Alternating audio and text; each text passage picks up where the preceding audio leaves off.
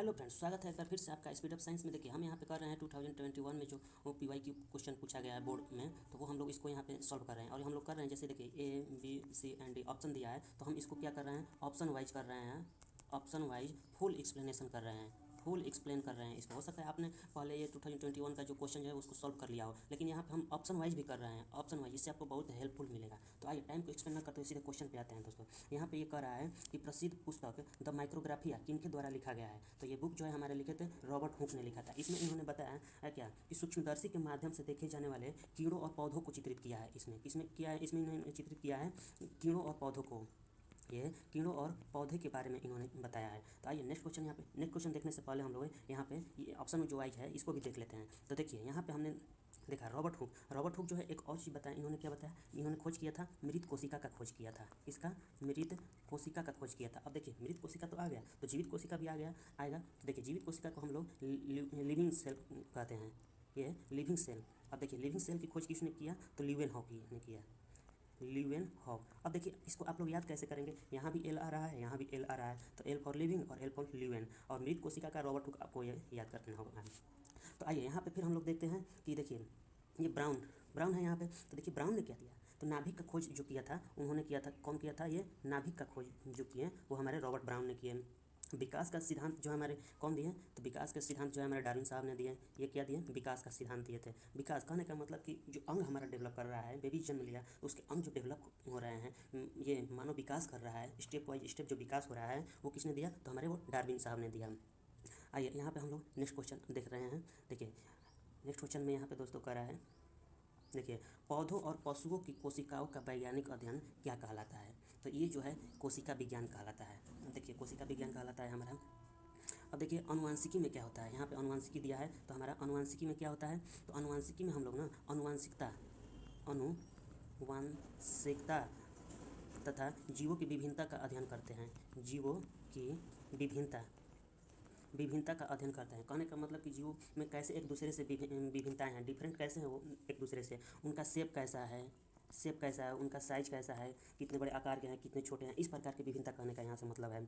और अनुवांशिकता का पिता कहते हैं हम लोग किसको, ग्रेगर जॉन मेंडल को। इसको ग्रेगर जॉन मेंडल को कहते हैं, ग्रेगर जॉन मेंडल को कहते हैं। अब देखिए यहाँ पे हम लोग यहाँ पे ये भी दिया है, इसको हम लोग देखते हैं साइटोजेनेटिक्स। तो साइटोजेनेटिक्स में क्या होता है, देखिए ये जो है अनुवांशिकता का ही एक भाग है, अनुवांशिकता का ही भाग है। इसमें हम लोग जो है ना अध्ययन करते हैं किसका, तो ये क्रोमोसोम का अध्ययन। जैसे हमारा क्रोमोसोम हो गया, ये कोशिका व्यवहार से कैसे संबंधित है, जो कोशिका है हमारा उसके व्यवहार से कैसे संबंधित है।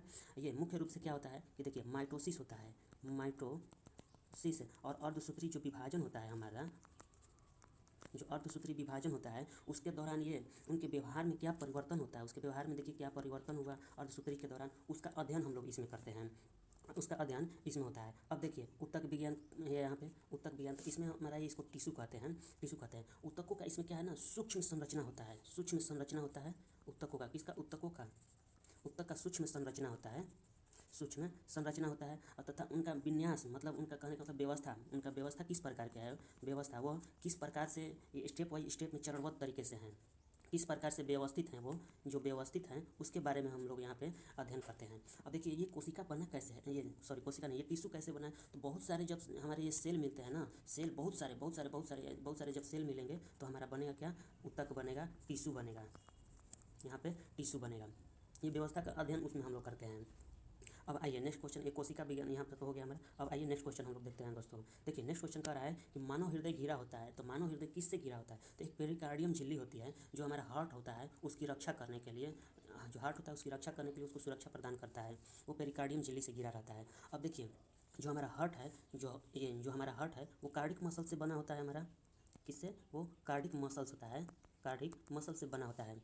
ये जो हमारा हार्ट जो है वो 1 मिनट में देखिए कितने बार धड़कता नहीं, वो 1 मिनट में कितने ml ब्लड को पंप करता है। तो ये देखिए हमारा 70 ml जो ब्लड है उसको ये पंप करने का काम कर देता है। अब देखिए यहाँ पे क्या कर रहा है, फ्लोएम की बात हम लोग यहाँ पे कर रहे हैं। तो ये क्या करता है, देखिए यहाँ पे हम लोग साफ कर रहे हैं इसको। देखिए फ्लोएम क्या करता है कि ये जैसे हमारा ये जाइलम होता है, तो जाइलम हमारा जल का परिवहन करता है, उसी प्रकार जो फ्लोएम होता है ये भोजन पहुँचाता है, ये भोजन का परिवहन करता है, कहाँ से करेगा, तो ये पत्तियों से करता है, पत्तियों से करता है अन्य भागों में। तो कहाँ से? अन्य भागों में, अन्य भागों में। और ये जो है ना फ्लोएम हमारा बोथ डायरेक्शन होता है, बोथ डायरेक्शन होता है, मतलब दोनों तरफ। ये जड़ से भी पत्ती में जाता है और पत्ती से भी ये जड़ की तरफ, अन्य टहनियों की तरफ आता है। और ये जाइलम की बात करेंगे तो जाइलम जो है यूनिडायरेक्शनल होता है, यूनिडायरेक्शन एक ही दिशा में जाएगा। ये जाइलम देखिए क्या करता है, ये जड़ से जो है ना वो पानी को वो तनों तक पहुंचाता है। कहाँ से? जड़ से, जड़ से तनों और पत्तियों तक पानी को पहुंचाता है। तो आइए यहाँ पे अब हम लोग करते हैं, फ्लोएम हो गया हमारा, जाइलम हो गया, प्लाज्मा बाकी है। तो देखिए प्लाज्मा क्या होता है, जैसे ब्लड है हमारा, ब्लड की बात कर लेते हैं, ये ब्लड का ही पार्ट है। तो ब्लड जो है ना, ब्लड में जो प्लाज्मा है हमारा वो 55% तो प्लाज्मा होता है, प्लाज्मा 55% होता है। और इस प्लाज्मा का जो 90% जो है वो वाटर होता है, वो वाटर होता है। अब देखिए ये तो हमारा प्लाज्मा हो गया 55%। अब देखिए 40 से यहाँ पे, यहाँ 40 से 45% जो है हमारा यहाँ पे, वो हमारा यहाँ पे हो जाता है। देखिए 40 से 45% हमारा ब्लड कार्पूसेल्स हो जाता है, ब्लड कार्पूसेल्स हो जाता है। तो आइए अब नेक्स्ट क्वेश्चन हम लोग देखते हैं दोस्तों। देखिए नेक्स्ट क्वेश्चन में यहाँ पे कह रहा है कि बीजांड, देखिए कह रहा है कि बीजांड की ओर पराग नलिकाओं की वृद्धि का कारण क्या होता है। तो इसका जो कारण होता है ये केमोट्रोपिज्म होता है। अगर ये ऑप्शन में आपका नहीं होता और यहाँ पे आपका हो जाता क्या, ये बोले तो रसायन हो जाता, अगर रसायन दिया होता तो भी आपको यही टिक लगाना था, रसायन ही हो जाता वहाँ पे। तो देखिए इसमें होता क्या है, ये जीवों की वृद्धि किस प्रकार से हो रहा है उसको दर्शाता है। जैसे बैक्टीरिया हो गया, पौधा और जीव के जो रासायनिक, जैसे हमारा यहाँ पे देखिए बैक्टीरिया हो गए हैं, यहाँ पे बैक्टीरिया हो गया, कोई जीव हो गया, पौधा हो गया, इसमें जो है इसको डेवलप होने के लिए क्या चाहिए, एक उत्तेजना चाहिए। वो रासायनिक उत्तेजना के बारे में हम लोग यहाँ पे इसको, ये जो रासायनिक उत्तेजना होता है इसके बारे में ये बताता है वो। और वो होता कहाँ है, ये बाहरी भाग से होता है। जैसे ये बाहरी भाग से होता है, ये इंटरनल नहीं होता है, ये एक्सटर्नल होता है। अब देखिए यहाँ पे एक और आता है हाइड्रोट्रोपिज्म। देखते हैं कि हाइड्रोट्रोपिज्म क्या होता है। तो ये जल के प्रति जो पौधों की वृद्धि को दर्शाता है। जैसे जल में हाइड्रोट्रोपिज्म, जैसे मिट्टी नहीं है, मान के चलिए कि मिट्टी नहीं है फिर भी पौधा उग रहा है, तो वो कैसे हो रहा है। तो ये सब हम लोग इसमें अध्ययन करते हैं, हाइड्रोट्रोपिज्म में ये सब आता है। बिना मिट्टी युक्त पौधा होता है इसमें। अब देखिए गुरुत्वानुवर्तन क्या होता है, यहाँ पे हम लोग देख ले रहे हैं, गुरुत्वानुवर्तन की बात कर रहे हैं। तो देखिए गुरुत्वानुवर्तन यहाँ पे हम पढ़ रहे हैं। तो जैसे जीव जो है ना, ऐसे जीवों की वृद्धि होती है जो गुरुत्वाकर्षण के विरुद्ध होता है, गुरुत्वाकर्षण के विरुद्ध। कहने का मतलब ग्रेविटेशन नीचे की ओर लग रहा है और इसका वृद्धि जो है ऊपर की ओर हो रहा है। कैसे? ऊपर की ओर होता है। तो इस प्रकार के जो होते हैं उसको हम लोग गुरुत्वानुवर्तन कहते हैं। अगर देख लीजिए आप यहाँ पे पौधे को देखिए, जैसे हमारे पौधे हैं, ग्रेविटेशन फोर्स नीचे की ओर लगता है, जड़ की तरफ उसके लगता है, लेकिन पौधे का वृद्धि जो होता है ऊपर की ओर होता है। तो ये जब अपोजिट होगा तो उसको हम लोग कह देंगे क्या, ऋण गुरुत्वानुवर्तन, मतलब कि निगेटिव गुरुत्वानुवर्तन होता है। और यही जब उसके साथ में होगा, उसके मतलब ये ऊपर की, जैसे ग्रेविटेशन हमारे नीचे लग रहा है और जब ग्रेविटेशन नीचे लग रहा है और वो नीचे की ओर जाएगा तो उस प्रकार के हम लोग पौधों को कह देंगे क्या, हम लोग उसको पॉजिटिव गुरुत्वानुवर्तन कहेंगे, गुरुत्वानुवर्तन, उसको पॉजिटिव गुरुत्वानुवर्तन कहेंगे। अब देखिए इसको क्लियर करते हैं। देखिए पॉजिटिव गुरुत्वानुवर्तन का अगर हम लोग यहाँ पे इसके एग्जाम्पल की बात करें तो देखिए इसके एग्जाम्पल में आ जाता है, जैसे हमारा फंगस है, फंगस भी ये ऊपर की ओर ही वृद्धि करता है। अब आइए यहाँ पे, तो हम लोग चारों ऑप्शन इसका कर लिए। अब देख लेते हैं फोटोट्रोपिज्म। यहाँ पे देखिए फोटोट्रोपिज्म, ये एक बाकी हमारा फोटोट्रोपिज्म देख ले रहे हैं। तो देखिए यहाँ पे कहता है कि ऐसे जीव जो मतलब वृद्धि तो करते हैं, वो कैसे करते हैं, तो इसको वृद्धि करने के लिए प्रकाश, यहाँ पे प्रकाश उद्दीपन से प्रभावित होता है। ये प्रकाश के उद्दीपन से प्रभावित होता है। कहने का मतलब है कि सबसे अधिक अगर पौधों में ये जो है ना, सबसे अधिक कहाँ पे देखा जाता है, पौधों में देखा जाता है, प्लांट में देखा जाता है, ये प्लांट में देखा जाता है। जो सूर्य के प्रकाश स्रोतों की, सूर्य जहाँ है वहाँ से प्रकाश के स्रोतों की दिशा में होता है। ये पौधे अपना वृद्धि करते हैं तो सूर्य का जो प्रकाश आता है वो प्रकाश स्रोत की दिशा में ही करते हैं, प्रकाश स्रोत के दिशा में ही करते हैं। तो इस प्रकार के जो पौधे होते हैं उसको हम लोग कहते हैं फोटोट्रोपिज्म, फोटोट्रोपिज्म कहते हैं। यही कारण होता है कि वनस्पति जो है ना ऊपर की ओर, वनस्पति अगर कहा जाए कि वनस्पति ऊपर की ओर क्यों बढ़ते हैं, जबकि ग्रेविटेशनल फोर्स जो है हमारा वो नीचे की ओर लगता है, ग्रेविटेशनल फोर्स नीचे की लगता है, लेकिन वनस्पति जो है ऊपर की ओर अपना वृद्धि करते हैं, ऊपर की ओर वृद्धि करते हैं। वो क्यों करते हैं, तो ये जो है फोटोट्रोपिज्म के कारण करते हैं। किसके कारण करते हैं, फोटोट्रोपिज्म के कारण करते हैं। तो आइए यहाँ पर हम लोग नेक्स्ट क्वेश्चन देखते हैं दोस्तों। देखिए नेक्स्ट क्वेश्चन में यहाँ पे कह रहा है क्वेश्चन नंबर हम 15 देखते हैं। कह रहा है कि मनुष्य में श्वेत रक्त कोशिकाओं की जीवन अवधि कितनी होती है। तो देखिए कहीं कहीं इसका यहाँ पे 3 से 4 दिन भी दिया रहता है, 3 से 4 दिन भी दिया रहता है, लेकिन यहाँ पे 3 से 4 दिन कहीं हम देख रहे हैं ऑप्शन में ही नहीं है। इसका एक दूसरा आता है, वो होता है 13 से 20 डेज होता है। तो यहाँ 13 से 20 डेज भी नहीं है, तो इसका नियरेस्ट हम देखेंगे वो हमारा है 12 से 20 दिन। तो हमारा आंसर यहाँ पे हो जाएगा। अगर आरबीसी की बात करें, आरबीसी की जीवन काल जो होता है वो हमारा जो होता है 20 से 120 दिन होता है, 20 to 121 डेज होता है। अब देखिए नेक्स्ट क्वेश्चन तो यहाँ पे देख लेते हैं दोस्तों क्या कह रहा है। देखिए यहाँ पे कह रहा है कि पीत रस कहाँ से स्रावित होता है। तो पीत रस जो है हमारा वो यकृत, इसी को लीवर बोलते हैं, ये लीवर से स्रावित होता है। और ये एक दिन में जो है, एक दिन में 500 से 1000 ml, 500 से 1000 ml यहाँ पे स्रावित करता है, स्रावित करता है। लीवर जो है हमारा एक दिन में 500 से 1000 ml जो है ना वो क्या पीत स्रावित करता है। तो यहाँ पे देखिए अगर फिर यहाँ पे हम लोग मुख गुहा हो गया, अमाशय हो गया। देखिए अमाशय की बात करते हैं तो ये क्या करता है, कहाँ होता है, ये देखिए ये जो है छोटी आंत, ये हमारा होता है छोटी आंत और ग्रास नली के बीच होता है, छोटी आंत और ग्रास नली के बीच में स्थित होता है। अब देखिए मुख गुहा की बात कर लें तो मुख गुहा हमारा देखिए यहाँ पे, इसको यहाँ से देख लेते हैं। मुख गुहा की बात करते हैं यहाँ पे, ये पहले क्या होता है, मुख का भोजन हम लोग खाते हैं ना, तो भोजन हमारे मुंह में आया, जैसे माउथ में आया हमारा भोजन, तो उसको जब हम लोग दांतों से चबाएंगे ना, ये हमारा दांतों से इसको अगर आप लोग चबाते हैं, दांत से हम लोग पहले इसको चबाते हैं, चबाया जाता है, तो ये चबाने के दौरान क्या होता है कि छोटे छोटे टुकड़ों में बढ़ जाता है। कैसे छोटे छोटे टुकड़े में बढ़ जाता है, और यहाँ से ये फिर क्या होता है, छोटे छोटे टुकड़ों में बढ़ गया और यहाँ से ये सीधे चला जाता है कहाँ पे, अमाशय में, ये अमाशय में चला जाता है। अब देखिए यहाँ पे नेक्स्ट की बात कर लेते हैं हम यहाँ पे, तो छोटी आंत की भी बात किया है। छोटी आंत देखिए हमारे भोजन का जो है ना, भोजन का जो मैक्सिमम पार्ट जो है वो पाचन कहाँ पे होता है, तो वो हमारा जो होता है छोटी आंत में होता है।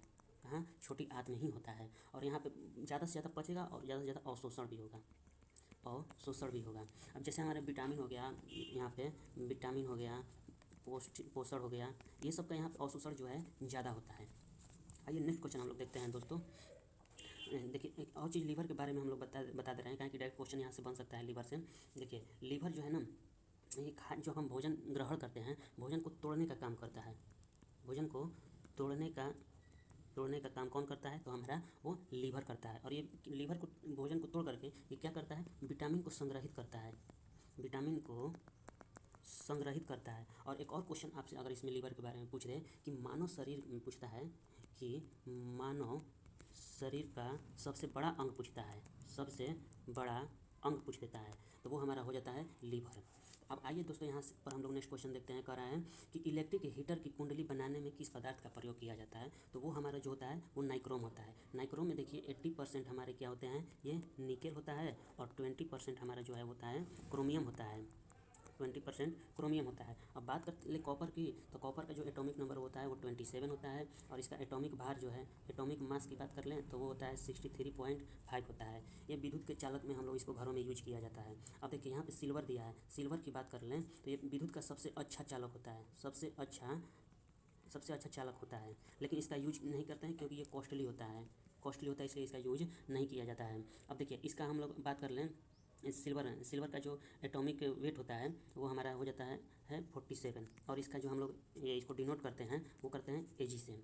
अब देखिए अब यहाँ पे देखिए इसको साफ कर रहे हैं दोस्तों। अब देखिए यहाँ पे लोहे का बात कर ले रहे हैं, तो लोहे की बात करते तो इसका एटॉमिक नंबर जो होता है 26 होता है, और इसके जो है मुख्य 3 अयस्क हैं इसके, ये देखिए हेमेटाइट, मैग्नेटाइट एंड हो गया आपका सिडेराइट। ये ऑप्शन में देखिए आपको डायरेक्ट पूछ लेगा कि इसमें से लोहे का अयस्क कौन सा है। अब देखिए यहाँ पे ये तो हो गया। अब दोस्तों नेक्स्ट क्वेश्चन में हम लोग आते हैं। देखिए कह रहा है 1 यूनिट ऊर्जा का मान ना कितना होता है, तो वो हमारा होता है 3.6 × 10⁶ जूल में होता है। अब देखिए यहाँ पे इसका 1 यूनिट ऊर्जा का मान पूछा है हमारा। देखिए 1 किलोवाट घंटा, और कह दे 1 किलोवाट घंटा जो है हमारा 1 यूनिट के बराबर होता है, ये 1 यूनिट के बराबर होता है, इक्वल होता है। मतलब कि ये कहने का तात्पर्य है कि विद्युत की कोई भी विद्युत है, कोई भी विद्युत परिपथ है, 1 घंटा में उसमें ना 1 घंटा में कितनी बिजली खपत हुई, 1 घंटे में जो बिजली खपत होती है, उसके बारे में ये बताता है।